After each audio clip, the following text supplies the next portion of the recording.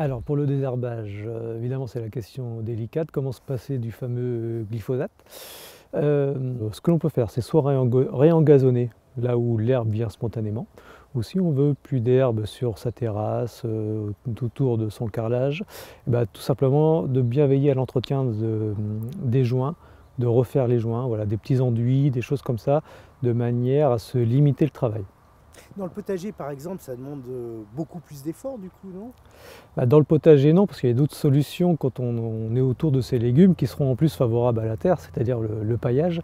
Donc on peut trouver toujours de la paille ici dans nos régions, aller chercher de la paille.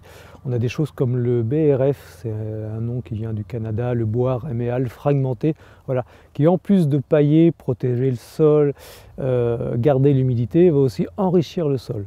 Alors souvent dans le jardin, on est confronté au problème d'insectes, de ravageurs, donc tout ce qui est pucerons, cochenilles, autres limaces. Tout ce qu'il faut faire, c'est déjà privilégier la biodiversité. Donc avoir plus en plus de choses dans son jardin, ce qu'on appelle les hôtels à insectes, en fait des zones où les insectes vont pouvoir se réfugier, les insectes auxiliaires, qui vont prédater les insectes ravageurs. Donc si l'on veut déjà avoir des coccinelles, une chose qui est assez simple, on peut aussi cultiver de la fève. Pour que les coccinelles viennent dans votre jardin, il faut qu'il y ait quand même des pucerons, qu'elles aient faim.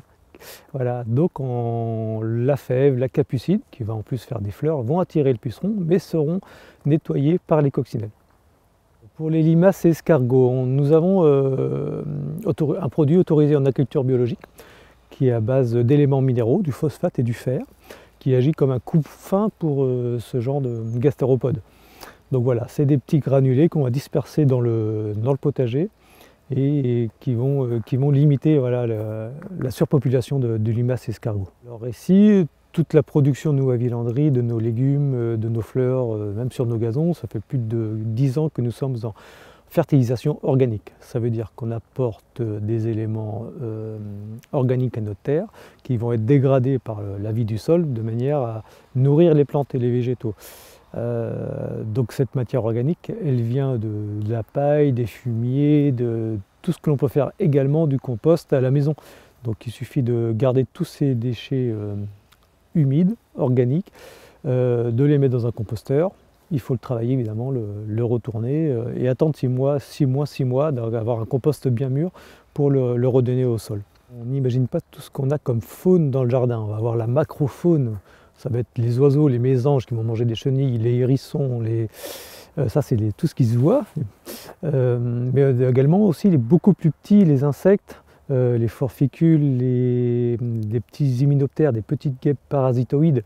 Voilà, ça fait 2 mm, on ne le voit pas à l'œil nu, on ne peut pas le voir. Mais voilà, si on est patient dans le jardin, on peut voir tout ce travail-là qui fait, en fait, qui nous aide, à condition de respecter l'équilibre écologique. Et de jamais le détruire, c'est-à-dire qu'il faut leur donner à manger à ces insectes, leur donner des cachettes. Donc concrètement, moi, le jardinier lambda, qu'est-ce que je peux faire pour justement développer, aider ces auxiliaires à nous aider finalement? Bah, finalement, je pense que le concept de jardin, comme on a appris depuis nos grands-parents, les légumes tout en rang, tout bien droit, il faut peut-être l'oublier et commencer à remettre des fleurs,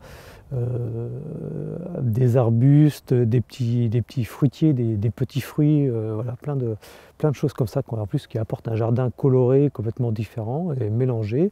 On évite le désherbage aussi. Voilà. On va se rapprocher de ce qu'on appelle la permaculture. Difficile à faire, hein, dans les règles à suivre, c'est très compliqué, demande beaucoup de temps, mais on se rapproche de ces jardins, on va dire, le fruitier, les petits fruits, les fleurs et les légumes au milieu.